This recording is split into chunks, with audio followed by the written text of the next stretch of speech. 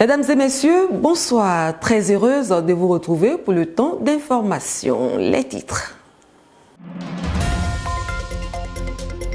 Le rideau est tombé sur les assises du premier congrès ordinaire et la fête de la Renaissance. Les réactions en faveur des prisonniers d'opinion continuent. De nouveaux dons enregistrés. Le premier congrès ordinaire du PPIACI s'est ouvert le jeudi 14 mai dernier à la salle Anoumabo du Palais de la Culture de Treichville. Venus de toutes les fédérations de la Côte d'Ivoire, les délégués à ce congrès ont bien voulu nous exprimer leurs impressions. Les militants, responsables du parti, tous congressistes, n'ont pas boudé le premier congrès ordinaire du PPIACI tenu les 14 et 15 mai au Palais de la Culture de Treichville. Un lieu culturel transformé en quartier général du PPIACI pour la circonstance. Dès 6 heures du matin, les premiers convois stationnent au long du boulevard de Marseille. Certains ont roulé toute la nuit pour y arriver. Ils sont venus des 31 régions et des 2 districts autonomes. Par de petites vagues, ils sont arrivés à arborant les couleurs du parti. Ce matin, nous sommes heureuses de ce congrès. Je n'ai pas beaucoup à dire. Nous sommes venus mettre Gbagbo au pouvoir. On n'a pas d'autre chose à faire, c'est de dire que le président Laurent Gbagbo, c'est lui qui est notre candidat. On est venu pour le mettre sur notre fauteuil. Je suis vraiment satisfait du bon goût apporté à l'organisation. Je sens tout le monde vraiment serein, tous les congressistes sereins à tous les niveaux. Et je crois bien que ça va bien se passer. Voilà. En tout cas, l'esprit de culture que le président Laurent Gbagbo nous a toujours donné, est en nous et ancré en nous. Et nous sommes les enfants de ce fruit-là. Et donc pour nous, faire un congrès, c'est vraiment participer à une presque légende que représente le président Laurent Gbagbo. Nous sommes vraiment d'abord d'un premier temps contents d'être à ce congrès. Nous sommes là pour dire que la fédération de Gonaté existe bel et bien. Et cette fédération est toujours prête à accompagner le PPIACI, accompagner le président Laurent Gbagbo dans la lutte qu'il mène. Aujourd'hui, c'est le grand jour. Nous sommes le PPIACI. Aujourd'hui, c'est le congrès. Nous venons ensemble pour prouver au monde entier que nous sommes derrière Laurent Gbagbo, le président Laurent Gbagbo. Et nous sommes venus pour le congrès pour que toute la Côte d'Ivoire sache que nous sommes unis derrière Laurent Gbagbo. Je prends part avec les militants de ma zone, je prends part à ce congrès parce que pour moi, après ce congrès-là, Gbagbo doit revenir au pouvoir. Parce que le pouvoir, là, ça lui appartient. Voilà. Après ce congrès, Gbagbo doit revenir au pouvoir. C'est avec joie et plaisir que nous venons participer au premier congrès ordinaire d'un parti créé par un homme que nous adorons à tout le peuple, le président Laurent Gbagbo. Alors, nous sommes venus tout contents et nous attendons qu'il y ait des grandes décisions qui soient prises à ce congrès.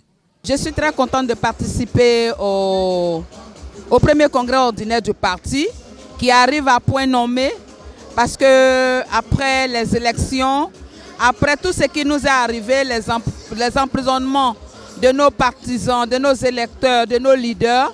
Aujourd'hui, nous sommes rassemblés là pour faire un peu le point, une remobilisation, une renaissance et pour que le PPIACI ensemble aille plus haut. Je suis très heureux de me retrouver à ce premier congrès ordinaire de notre parti. Nous espérons qu'au sortir de ce congrès-là, nous ayons un parti plus fort. Je pense qu'au sortir de ce congrès, le parti sera grandi, le parti va connaître un nouvel élan et nous allons repartir à la conquête de nos libertés, du pouvoir et de la dignité des Ivoiriens. Tous n'ont qu'un seul objectif, remettre le président Laurent Gbagbo à la tête du parti en vue de reprendre le pouvoir. Les congressistes venus de la diaspora étaient également présents au Palais de la Culture. Nous sommes à un congrès historique Et c'est important pour nous de faire partie de cette histoire de notre congrès. On attend une remobilisation, on attend les espoirs de quelqu'un de la trame de Laurent Gbagbo qui a tout eu dans sa vie, qui a été à tous les combats et qui décide encore de nous accompagner à ce dernier combat de virage. Pour nous, c'est un honneur. Nous attendons de ce congrès de nouvelles perspectives pour la lutte, une nouvelle stratégie et puis aussi une remobilisation. C'est très, très, très important pour la reconquête du pouvoir. Et je pense que les camarades ont compris ça. Voilà pourquoi ils sont venus massivement à ce congrès. Je suis très fier de participer à ce congrès historique du parti qui a pour thème rassembler pour la renaissance, la démocratie et la souveraineté. Et j'ai de très bonnes impressions déjà parce qu'il y a un nombre impressionnant qui est dans la salle. Et nous attendons de ce congrès-là que la redynamisation du PPACI et sa préparation pour poursuivre la lutte pour la souveraineté et la prise du pouvoir en Côte d'Ivoire. Je suis très heureux de participer à ce premier congrès ordinaire, le congrès de la Renaissance. Parce que même vous savez que le président Laurent Gbagbo est le précurseur de la démocratie et de la souveraineté ici en Côte d'Ivoire. Donc c'est un plaisir pour moi de participer à ce congrès-là. C'est avec un réel plaisir que je me retrouve aujourd'hui dans cette salle du congrès. Et je souhaite plein succès aux travaux de ce premier congrès ordinaire. Je vous remercie et que le Seigneur bénisse ce premier congrès. Je suis très heureuse d'être au premier congrès du PPACI. Vraiment, c'est vraiment historique. Voilà. Je suis Kibéi Niadro, secrétaire général 95 Nord en France.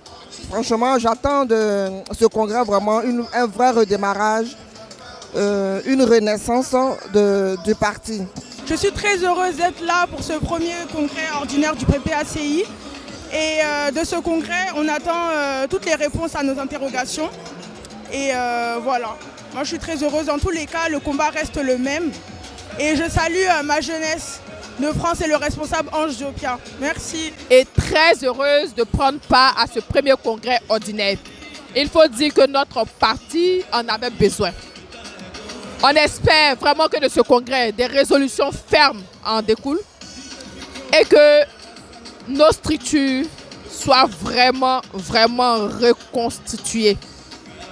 Que le travail puisse être fait par ceux-là même qui ont l'amour du métier et que le parti puisse aller de l'avant. Restructurer la Ligue des jeunes, restructurer la Ligue des femmes, restructurer la direction.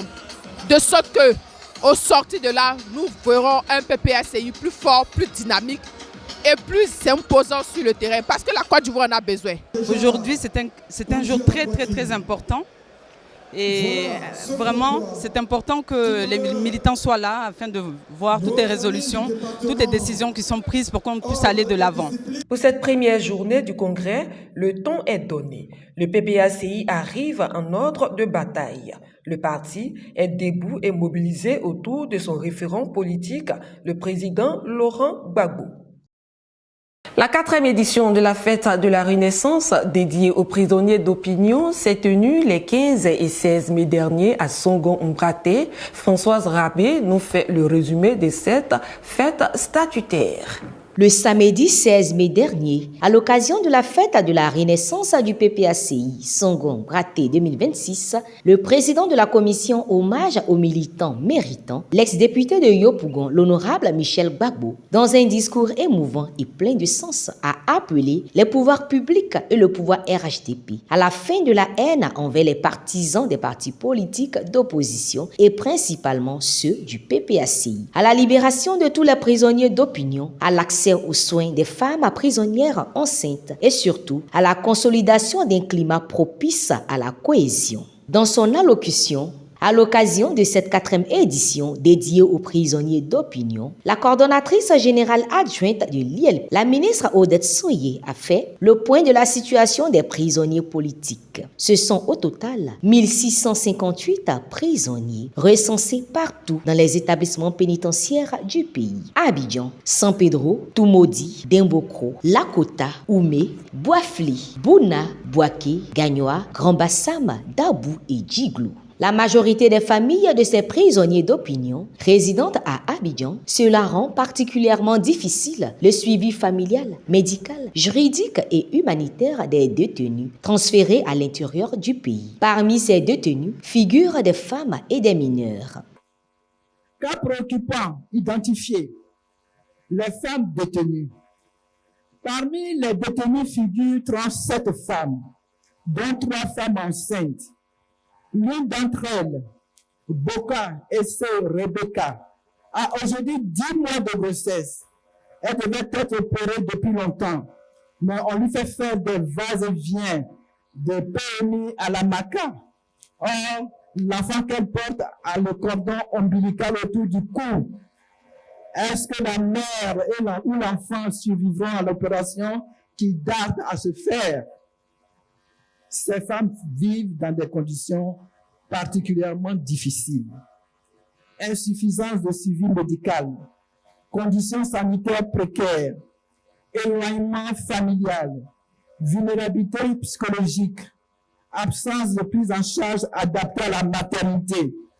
Tous ces prisonniers vivent dans les conditions sanitaires défectueuses. Les établissements pénitentiaires concernés font face à la surpopulation carcérale avec un taux d'occupation frôlant les 300%. L'insuffisance de soins médicaux, le manque d'hygiène, l'insuffisance alimentaire, les difficultés d'accès aux médicaments, l'insuffisance d'eau potable, les risques d'infection. Aussi, des cas de décès ont déjà été enregistrés au pôle pénitentiaire d'Abidjan, ex-Maca. 2 décès ont été enregistrés à la Maca parmi les détenus d'opinion. Kofi Monet Marius, Nyan Blekale Joël. Ces décès renforcent les inquiétudes relatives aux conditions sanitaires, au suivi médical, à la vulnérabilité des détenus malades, à l'urgence d'une assistance humanitaire renforcée. Ces décès renforcent les inquiétudes relatives aux conditions sanitaires, au suivi médical, à la vulnérabilité des détenus malades, à l'urgence d'une assistance humanitaire renforcée. D'où la création de l'initiative pour la libération des prisonniers d'opinion par le président Laurent Gbagbo le 28 novembre 2025 de l'IELPO, qui a pour mission d'apporter soutien aux prisonniers d'opinion au plan alimentaire, médical, judiciaire et familial. Ce qu'ils font depuis novembre dernier. Après les événements liés au non au 4e mandat anticonstitutionnel du président Alassane Ouattara, il est impérieux de libérer ces Ivoiriens dont la santé se dégrade vu la surpopulation des prisons. L'appel est donc lancé aux organisations de protection des droits de l'homme afin d'éviter une catastrophe sanitaire dans les prisons, principalement au pôle pénitentiaire d'Abidjan.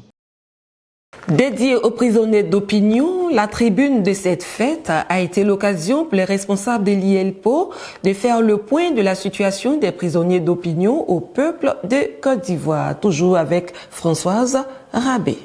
Les 15 et 16 mai 2026, le Parti des peuples africains Côte d'Ivoire a tenu sa traditionnelle fête de la Renaissance. Pour cette année, l'édition était dédiée aux milliers de prisonniers politiques qui croupissent dans les geôles du pouvoir partout en Côte d'Ivoire. Les femmes, même enceintes, les mineurs, les vieux de plus de 70 ans, les jeunes. Au total, 1658 prisonniers d'opinion. La fête de la Renaissance, baptisée Songon Braté 2026, a débuté par l'inauguration du village de la Renaissance dans la nuit du 15 mai 2026. Village de la Renaissance qui a enregistré un beau monde. Cette journée du 15 mai s'est achevée par un concert grandeur nature qui a vu la participation du célèbre artiste reggae Serge Kassi. Samedi 16 mai, jour de célébration officielle de la fête de la Renaissance dédiée aux prisonniers d'opinion. La journée a débuté par la venue des délégations extérieures venues des autres pays d'Afrique, d'Europe et d'Amérique. Des fédérations présentes sur toute l'étendue du territoire afin de montrer la présence et la vitalité du PPACI partout. Ensuite vient le défilé. Ils sont venus de partout, du sud, du nord, de l'ouest, de l'est, en passant par le centre de la Côte d'Ivoire, afin de dire non à la dictature du pouvoir RHDP. Au cours de cette cérémonie, plusieurs discours ont été faits. Celui de la vice-présidente exécutive chargée du district d'Abidjan, Agnès Monet, qui, au nom de tous les fédéraux du district d'Abidjan, a souhaité la bienvenue à toute la foule immense de ce jour, ainsi qu'au président Laurent Gbagbo et son épouse. Pour la camarade Agnès Monet, ce rassemblement est la démonstration de force, de la patience, de la résilience, de la paix des filles et fils du pays qui refusent le musulman. Chargé de la commission hommage aux prisonniers politiques, l'ex-député de Yopougon Michel Gbagbo, dans une intervention émouvante, a salué tous les prisonniers politiques d'Amana Adiapikas, Kone Boubacar, le ministre Alida Kwasi Moïse, Blaise Lasme, Daï Nestor, le colonel Kike Joël et autres. L'ex-député de Yopougon Michel Gbagbo a demandé aux uns et aux autres la fin de la haine gratuite et des arrestations contre les militants du PPACI et des populations ivoiriennes. Ensuite, la coordinatrice générale adjointe de l'IELPO, la ministre Odette Soye, a fait le bilan de la situation sanitaire, judiciaire, sociale et familiale des prisonniers d'opinion. Vient l'heure de l'extasiement, celle de la venue du président Laurent Gbagbo, accompagné de son épouse, Mme Nadiani Gbagbo. Sur le podium, la joie des militants, militantes et sympathisants est à son comble. Le chef, le référent politique, le président du PPACI, réélu à la tête du parti à l'issue du premier congrès ordinaire du PPACI, les 14 et 15 mai au Palais de la Culture de Treichville, est bien présent auprès et avec son peuple. Tous les sujets ont été abordés. Dans un discours de plus d'une heure, le président Laurent Gbagbo a donné son opinion sur la situation des prisonniers d'opinion, la guerre entre l'Iran, l'Israël et les États-Unis, la mévente du cacao en Côte d'Ivoire, la souffrance des producteurs de cacao, la situation des pays de l'AES et le mutisme de la CEDEAO, ainsi que la solidarité absente entre les pays africains, la cherté de la vie.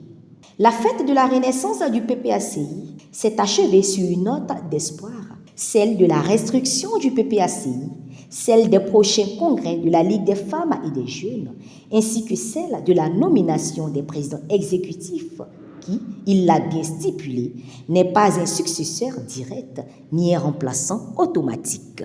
Les prisonniers d'opinion continuent de recevoir de l'aide des représentations extérieures. En marge du congrès et de la fête de la Renaissance, des responsables de la diaspora ont répondu à l'appel du président Laurent Gbagbo en faisant des dons en numéraire et en nature à l'IELPO hier lundi 18 mai au siège du parti. Présents pour le premier congrès de leur parti, la fête de la Renaissance, les responsables de la diaspora du parti ont exprimé sa solidarité envers les prisonniers d'opinion.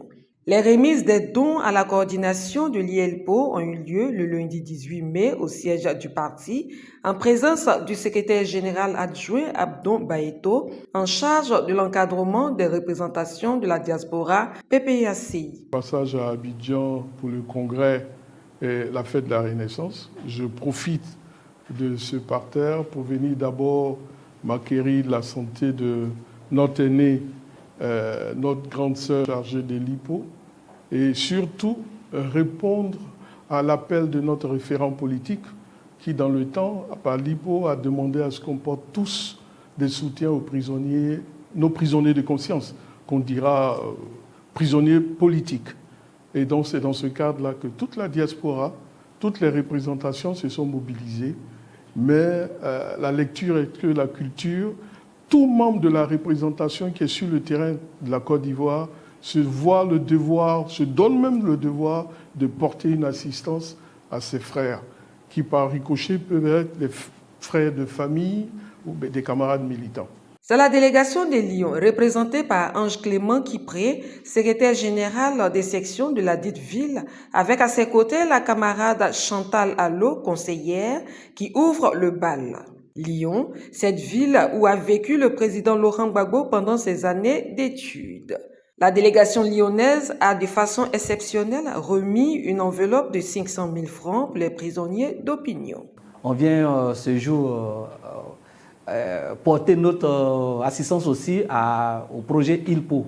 Au niveau de la France, on fait partie de la représentation France, on a fait des cotisations et comme l'a dit le SG Abdon Bayeto, on a une particularité à Lyon, on a décidé en plus de nos participations, de nos contributions au niveau de la représentation, la région de Lyon a décidé de faire aujourd'hui un don exceptionnel de 500 000 francs pour soutenir le projet ILPO. Après Lyon, c'est la camarade Abéline Hummel, vivant en Suisse, trésorière de la représentation suisse, qui répond à l'appel du président Laurent Gbagbo. En association avec son amie Rosine Até-Rosique, Evelyne, dénommée les mamans de la Nyebitiassa, a fait don d'une enveloppe de 500 000 francs et des vivres. Je suis venue faire un don pour mes frères et mes sœurs qui sont en prison. Je ne suis pas seule, je suis avec ma sœur Rosine Até-Rosique, Evelyne. Tous les deux, on soutient beaucoup les jeunes dans la communication, dans les agoras, aussi dans les prisons. Et comme nous avons toujours soutenu les prisonniers, aujourd'hui, on est venu par nous-mêmes faire ce don. D'habitude, on passe par des orateurs pour venir donner. Et on a dit qu'il est bon de venir directement à la source. La coordinatrice générale adjointe, la ministre Odette Souillé, entourée de ses proches collaborateurs, a, au nom du président Laurent Gbagbo, remercié ses délégations de la diaspora. Merci beaucoup, camarade Bayeto. Je voudrais vraiment te dire merci. Merci au nom du président Laurent Gbagbo. Parce que depuis cet appel à tout le monde que le président Gbagbo a lancé, la diaspora, qu'elle soit de Suisse, de France, de Suède, de toutes les régions dans le monde, s'est manifestée. Donc je voudrais vraiment dire que tu as tellement bien fait ce travail que nous récoltons les fruits aujourd'hui.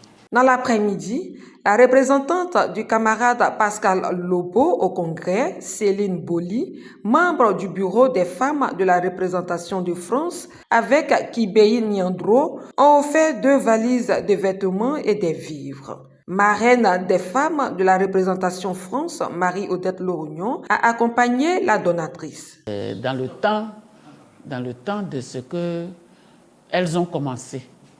La dernière fois, j'étais ici, elles sont passées par moi, elles ont versé 3 millions de francs à la suite de leur cotisation et à la suite de leur manifestation, le bal qu'elles ont eu pour dire qu'il faut aider l'ILPO. Et nous avions déposé. Aujourd'hui, elle vient, en général, elle représente même Pascal Lobo, mais elle vient pour nous présenter les dons qui sont ici en son nom personnel.